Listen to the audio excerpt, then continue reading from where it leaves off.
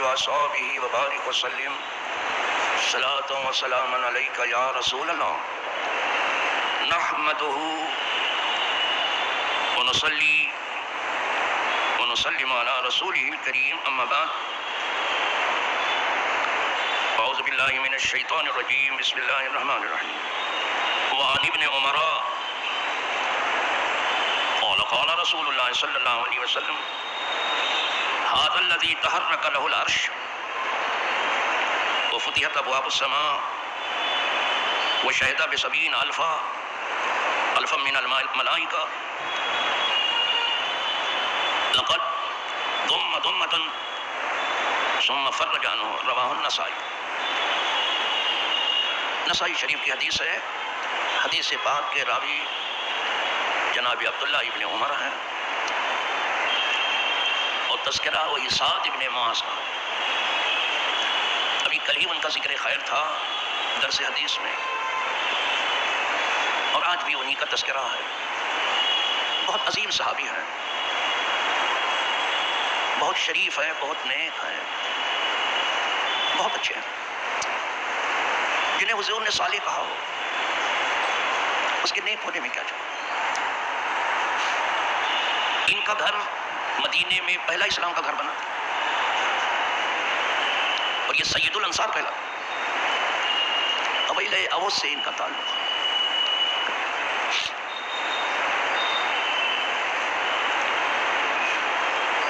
جب ان کی وفات ہو گئی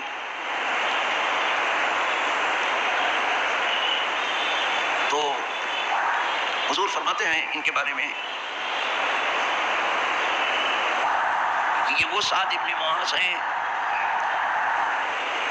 جن کے لیے عرش الہی حرکت میں آیا، عرش ہل گیا۔ ھذا الذی تحرک له العرش، یہ وہ ہیں جن کے لیے عرش الہی حرکت میں آیا۔ حرکت میں آنے کا مطلب یہ ہے کہ جب ان کی روح آسمانوں پر پہنچی تو وہاں بھی خوشیاں منائی گئی، اور خوشی سے عرش الہی بھی جھوم اٹھا۔ ایک معنی یہ ہے۔ دوسرے معنی علماء کہتے ہیں یہ ہیں کہ ان کی موت بہت عظیم تھی، بہت بڑی تھی، اس لیے کہا گیا کہ ان کے مرنے سے عرش الہی بھی ہل گیا۔ جیسے کہا جاتا ہے دنیا میں کسی کے مرنے سے کہ اس کے مرنے سے دنیا تاریک ہو گئی۔ تیسری بات جو علماء نے کہی ہے وہ یہ ہے کہ عرش الہی کا ہلنا یہ غم کی وجہ سے تھا، اس لیے کہ جب اچھے دنیا سے رخصت ہوتے ہیں تو ان کے لیے زمین بھی روتی ہے، آسمان بھی روتا ہے، اور بروں پر نہ زمین روتی ہے نہ آسمان روتا ہے، جیسا کہ کلام پاک میں ہے فما بکت علیہم السماء والارض، تو نہ زمین روئی ان کے لیے نہ آسمان روئے، بروں کے لیے کوئی رونے والا نہیں۔ اور اچھوں کو اگر دنیا روتی ہے تو کیوں نہ روئے، زمین آسمان روتے ہیں۔ تو ادھر سے ان کا عمل جو چڑھتا تھا روز نیک، ان کے مرنے کے بعد بند ہو گیا، تو غم کی وجہ سے وہ ہل گیا۔ بہرحال عرش الہی حرکت میں آیا، وہ فتحت ابواب السماء، اور ان کے لیے آسمانوں کے دروازے کھولے گئے تاکہ ان کی روح اوپر چڑھے۔ جو اچھے نہیں ان کی روح زمین پر پھینک دی جاتی، ان کے لیے آسمان کھلتا بھی نہیں، ان کے لیے آسمان کے دروازے کھلے، یعنی انہیں قبولیت ملی۔ وہ شہد سبعون الفا من الملائکہ، اور ان کی نماز جنازہ میں 70,000 فرشتے شریک، ایک دو نہیں، 70,000۔ لقد ثم ثمۃ، ان کی قبر تنگ ہوئی جو تنگ ہونا تھا اس کو۔ میں بتا چکا ہوں کہ قبر سب کو دباتی ہے، کسی کو پیار کرنے کے لیے دباتی ہے بھلے اس کو تکلیف ہو، اور کسی کو سزا کے طور پہ دباتی ہے کہ پسلیاں ادھر کی ادھر چلی جائیں، لیکن سب وہ دباتی تو ہے۔ یہ ایسے ہی ہے جیسے ہر آدمی کو جہنم کے اوپر سے گزرنا، چاہے اچھا ہو چاہے برا ہو، سب کو گزرنا، اور یہ پل صراط جہنم ہی پر قائم ہوگی، اور پل صراط سے سب کو گزرنا۔ اسی طرح قبر سب کو دباتی ہے۔ اب کوئی ہے کہ پل صراط پر پلک چھپکنے میں نکل جائے، بجلی کی طرح سے نکلے گا، کوئی اس سے کم رفتار میں، کوئی اس سے کم، کوئی اس سے، کوئی لڑکھڑاتے ہوئے گزرے گا لیکن گزر جائے گا، کوئی ہے کہ جہنم میں گر جائے گا۔ اللہ سب کو بچائے، پل صراط باہر آ جائے۔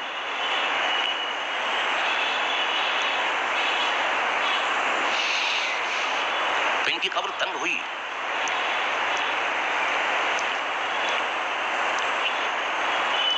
ثم فرج عنہ، پھر ان کے لیے کشادگی کر دی گئی. اس لیے کہ پہلی حدیث میں گزر چکا کہ حضور صلی اللہ علیہ وسلم خود کھڑے ہو کر کے سبحان اللہ کہہ رہے تھے اور تادیر کہتے رہ گئے. پھر صحابہ بھی ساتھ میں سب سبحان اللہ سبحان اللہ سبحان اللہ سبحان اللہ کہتے رہے. پھر اس کے بعد حضور نے اللہ اکبر اللہ اکبر اللہ اکبر اللہ اکبر کہنا شروع کیا اور صحابہ نے بھی دیر تک کہتے یہاں تک کہ قبر کشادہ ہو. یہ نگاہ نبوت ہے کہ زمین کے اوپر بھی دیکھتی ہے، زمین کے نیچے بھی دیکھتی ہے. یہ حدیث بتاتی ہے ان کا کوئی کیا مقابلہ کرے کہ پہلے ان کی آنکھ کا مقابلہ کر لے، صرف آنکھ کا، سارا زمانہ مل کے. کوئی ہے آج بتانے والا کہ قبر میں کیا ہوتا ہے؟ یہ نبی کی نگاہ ہے. زمین کے اوپر بھی دیکھتے ہیں، نیچے بھی دیکھتے ہیں، وہ آگے بھی دیکھتے ہیں اور پیچھے بھی دیکھتے ہیں. تمام جہاں صرف آگے دیکھے گا، ایک ہی سب دیکھ سکے گا، یا آگے دیکھے گا، دائنی طرف دیکھے گا، یا بائیں طرف، یا پیچھے، یا اوپر یا نیچے، وہ سب طرف دیکھتے ہیں. انبیاء صرف ان کی آنکھ کا کوئی مقابلہ نہیں کر سکتا، سارا جہاں انبیاء کی. اسی لیے حضور فرماتے تھے انی ارام ما لا ترون، میں وہ دیکھتا ہوں جو تم نہیں دیکھتے.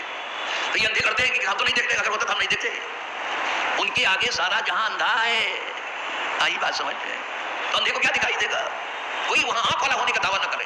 اسی لیے آج جو ان کے قدموں میں ہے وہ آنکھ والے ہیں. وہ کیا سمجھتے ہیں؟ کچھ نہیں سجائی دے رہا. سجائی دیتا تو اپنا سب نامہ اعمال تباہ کر کے بیٹھتے. وہ بینا ہے، ان کی آنکھ کا صرف کوئی مقابلہ نہیں کر سکتا.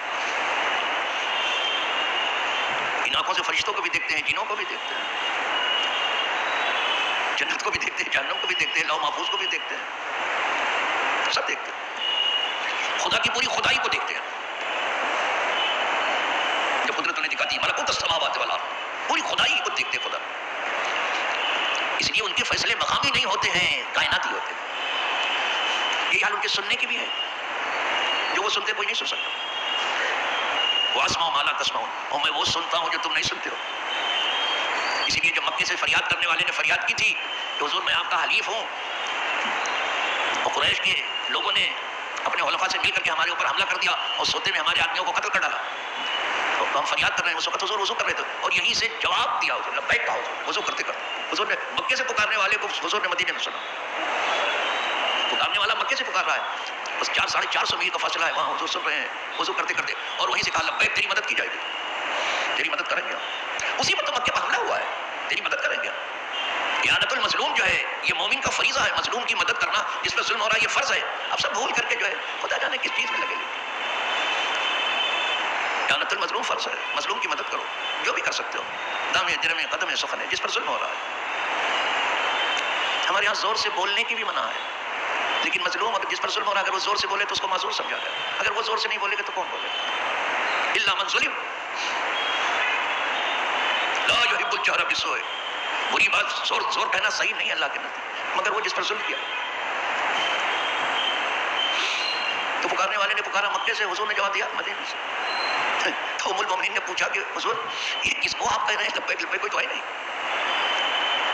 فرمایا نہیں، مکے میں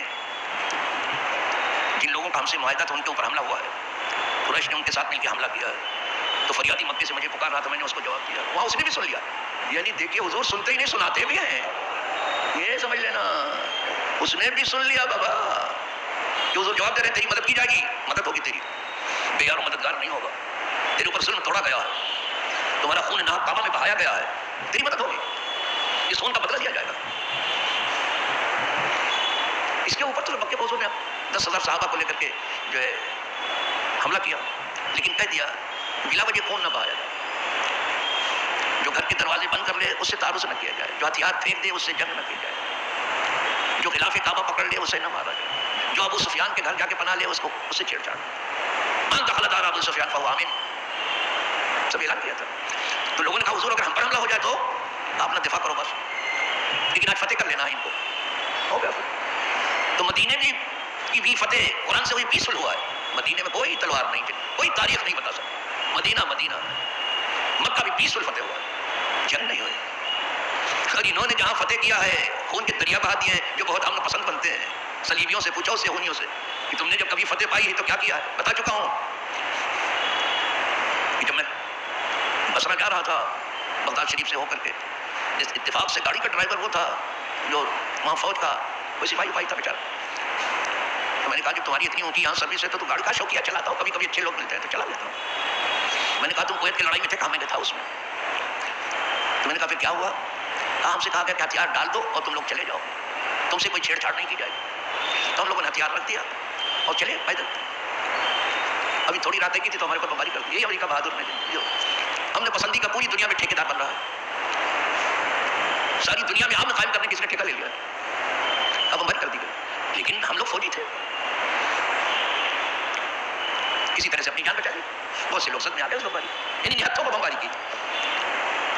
اور یہاں آج اگر ان کو آرام سے جانے دیا جائے تو کوئی سبق لینے کے لیے تیار ہے, جانے دینا چاہیے. اس نے ہتھیار رکھ دیا, اس کے اوپر ہتھیار اٹھانے کا کوئی مطلب ہی نہیں ہے. اور جو ہتھیار اٹھا لے اس کے سامنے ہاتھ چھوڑ کے کھڑے ہونے کا کوئی مطلب نہیں. پھر اس کے سامنے ہاتھ جوڑ کے کھڑے ہونے کا کوئی مطلب نہیں. تو عرض یہ کر رہا تھا, یہ سعد ابن معاذ اتنے عظیم صحابی ہیں کہ 70,000 فرشتے ان کی نماز جنازہ میں تھے. قبر ان کی تنگ ہوئی, جو تنگ ہونا تھا, یعنی تکلیف کی حد تک تنگ ہوئی. معلوم ہوا قبر دباتی تو ہے, ایسے جہنم سے سب کو گزرنا تو ہے, تو اس وقت سے بچنا ہے. اللہ سب کو بچا لے اپنے کرم سے. تو تھوڑی دیر آپ لوگ تسبیح پڑھ لیا کرو قبر کے پاس, تھوڑی دیر اللہ اکبر پڑھ لیا کرو, اور اذان اللہ کا ذکر ہے. اگر کوئی وہاں اذان کھڑے ہو کے اچھا آدمی پڑھ دیتا ہے تو اذان بجائے, سمجھ, خدا کرے اس سے قبر کشادہ ہو جائے سب کی, اور قبر کی تنگی ہمیشہ کے لیے ختم ہو جائے. اللہ سب کو راحت پہنچائے, سب کو عذاب قبر سے بچائے, عذاب نار سے بچائے, دنیا کے فتنے سے بچائے, دجال کے فتنے سے بچائے, زندگی کے فتنے سے بچائے, اور موت کے فتنے سے. وآخر دعوانا الحمدللہ رب العالمین.